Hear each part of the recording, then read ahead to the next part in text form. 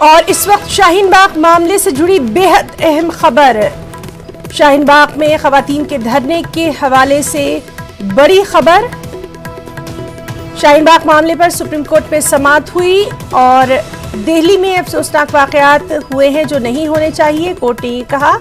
साथ ही कोर्ट ने कहा कि मुज़ाकरातकारों की हमने रिपोर्ट देखी है, मामले पर समाअत के लिए माहौल साजगार नहीं है। तो शाहीन बाग मामले पर सुप्रीम कोर्ट में जो समाअत हुई है उस पर तबसरा है कि दिल्ली में अफसोसनाक वाकयात हुए जो कि नहीं होने चाहिए। मुज़ाकरातकारों की हमने रिपोर्ट देखी है, मामले पर समाअत के लिए माहौल साजगार नहीं है। किसी भी तरह के उबूरी हुक्म देने से कोर्ट ने इनकार कर दिया, यह कहते हुए कि मेरा राइट है प्रोटेस्ट करने का।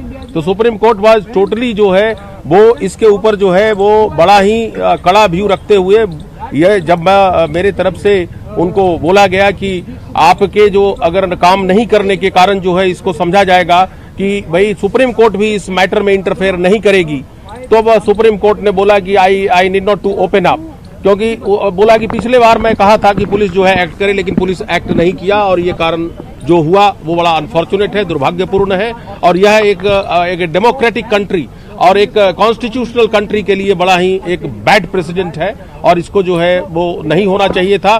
और सुप्रीम कोर्ट 23 मार्च के लिए मैटर को लगाया हुआ है। आप एक सीधा सवाल ये है कि अगर 23 मार्च से पहले पुलिस शाहीन बाग खाली कराना चाहे तो क्या आज के आदेश को कोई रोक है? कोई आदेश का रोक नहीं है, कोई ऑब्जर्वेशन नहीं दिया। पुलिस अपना काम करे as per the law, court अपना काम करेगा as per the law. Court के पास एक लिमिटेड इशू है, क्या पब्लिक के ऊपर जो है किया जा सकता है कि नहीं, उसके ऊपर। तो नाज़रीन, अभी हम सुन रहे थे कि आज सुप्रीम कोर्ट में समाअत के दौरान क्या कुछ हुआ है। तबसरा हुआ है कि दिल्ली में जो अफसोसनाक वाकयात हुए हैं वो नहीं होने चाहिए थे। मुज़ाकरातकारों की रिपोर्ट देखी है, मामले पर समाअत के लिए माहौल साजगार नहीं है। और सबसे अहम बात ये कि किसी भी तरह के उबूरी हुक्म देने से कोर्ट ने इनकार कर दिया। अगली समाअत 23 मार्च को है। शायद ऐसा माहौल नहीं है हम इस मामले में कोई कमेंट करें या इस पूरे मसले को लेकर के कोई आदेश पास करें। तो सुप्रीम कोर्ट ने बाकी जो इंटरलोक्यूटर्स एप्लीकेशन फाइल करी गई थी बाकी पक्षों के द्वारा उसको डिस्पोज ऑफ कर दिया। ये कहते हैं कि उनका सेपरेट राइट है, वो अपने राइट को जहां भी प्रोसीड करें, पर इस पिटीशन का जो ऑब्जेक्ट है वो लिमिटेड है और वो ये है कि क्या रास्ता कोई ब्लॉक हो सकता है, नहीं हो सकता। लायक थी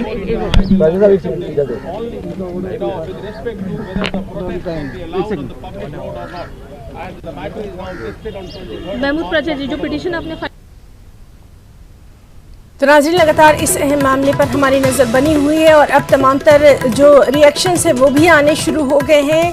आज सुप्रीम कोर्ट में क्या कुछ हुआ है उसके ताल्लुक से चलिए बातचीत के लिए हम सीधे रुख करेंगे दिल्ली का, जहां मौजूद है हमारे साथ हमारे नुमाइंदे खुर्रम शहजाद। खुर्रम, आपसे जानना चाहेंगे शाहीन बाग मामले पर आज जो समाअत हुई है काफ़ी कुछ इसमें अहम बातें सामने आई हैं, आपसे तमाम तर की तफसीलात चाहेंगे। खुर्रम, देखिए, शाहीन बाग मामले को लेकर के सुप्रीम कोर्ट में आज जिस तरह से समाअत हुई उसमें सुप्रीम कोर्ट ने यह साफ कर दिया कि वो इस मामले में फ़िलहाल कोई हुक्म नहीं दे रहा है, लेकिन ये भी साफ कर दिया कि वो पुलिस को अपने तौर से काम करने को लेकर के किसी तरह की कार्रवाई से रोक भी नहीं रहा, यानी एजेंसियां हैं वो अपना काम कर सकती हैं। इससे पहले कि आपको याद ही होगा सुप्रीम कोर्ट ने कहा था कि ग्राउंड रियलिटी को देखते हुए दिल्ली पुलिस अपना काम करे। हालांकि जो बातचीत करने के लिए कहा था पिछली बार सुप्रीम कोर्ट ने, तो बातचीत हुई और कई तरह की शराइत रखी गई थी। जो एहतजाज करने वाले लोग हैं उनकी तरफ से उस रिपोर्ट को सुप्रीम कोर्ट ने देखा और ये कहा कि अभी जो हालात हैं वो ठीक नहीं है, दिल्ली में बहुत सारी ऐसी चीज़ें हुई हैं जो नहीं होनी चाहिए थी। इसी के साथ साथ सुप्रीम कोर्ट ने दूसरे मामले पर भी समाअत कर रहा है, क्योंकि जिस तरह से नॉर्थ ईस्ट दिल्ली का मामला है उसमें तशद्दुद का मामला है, उसको भी कहीं ना कहीं इस पूरे मामले से लिंक किया गया है। तो अब ये समझना चाहिए कि अभी क्योंकि उस पूरे मामले पर समाअत हो रही है, तो सुप्रीम कोर्ट ने शाहीन बाग के मामले को लेकर के 23 तारीख तक फिलहाल किसी तरह की हिदायत जारी करने से इनकार कर दिया है। लेकिन ये भी साफ कर दिया है कि दिल्ली पुलिस को कई मामलों में एक्स्ट्रा ऑर्डिनरी तौर पर काम करने की ज़रूरत है। दिल्ली पुलिस पर सुप्रीम कोर्ट ने एक बहुत बड़ा ऑब्जर्वेशन करते हुए कहा कि दिल्ली पुलिस के जो उसका तरीका है काम करने का, उसमें प्रोफेशनलिज्म की काफ़ी कमी दिखाई देती है। तो कहीं ना कहीं ये पूरा मामला जो नॉर्थ ईस्ट दिल्ली में जिस तरह से तशद्दुद हो रहा है उसको लेकर के, शाहीन बाग को लेकर के तमाम चीज़ों को एक सुप्रीम कोर्ट एक साथ देख रहा है, लेकिन सुप्रीम कोर्ट ने ये कर दिया है कि दूसरी जगह के जो मामले हो रहे हैं उस पर सुप्रीम कोर्ट सुनवाई नहीं करेगा। हाई कोर्ट में तमाम मामले हैं। और खुर्रम सबसे अहम बात यह कि जिन मुज़ाकरातकारों की बात की जा रही थी, जिन मुज़ाकरातकारों ने वहां पर पहुंचकर हालात का जायजा लिया था, अपनी रिपोर्ट पेश की थी, उसके ताल्लुक से क्या कुछ तबसरा? देखिए, सुप्रीम कोर्ट ने यह कहा है कि उन मुज़ाकरातकारों की रिपोर्ट उन्होंने देख ली है, क्योंकि सात शराइत के तकरीबन 7 शराइत जो तहफ़्फ़ुज़ को लेकर के शाहीन बाग के लोगों ने रखी थी। सुप्रीम कोर्ट ने उसको साफ कर दिया था कि ये वो ऑन रिकॉर्ड नहीं ले रहे हैं या उनके खास अपने लिए थी।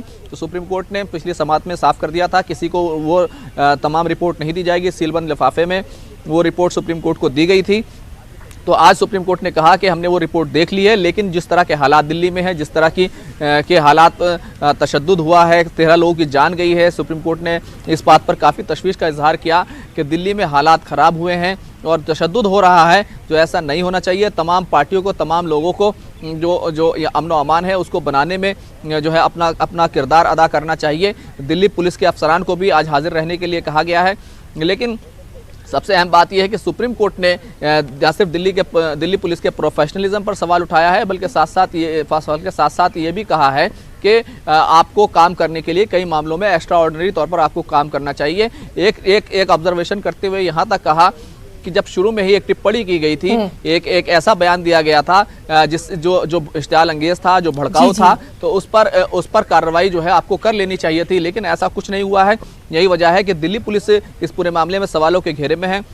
चाहे नॉर्थ ईस्ट में तशद्दुद का मामला हो, चाहे शाहीन बाग का मामला हो, बरवक्त कार्रवाई ना करना सुप्रीम कोर्ट ने कहीं ना कहीं दिल्ली पुलिस को इस पूरे मामले को लेकर कटघरे में खड़ा किया है। लेकिन अभी किसी तरह से इस पूरे मामले में सुप्रीम कोर्ट ने कोई हिदायत जारी नहीं की है। 23 मार्च को शाहीन बाग वाले मामले की दोबारा से समाअत होने वाली है ना।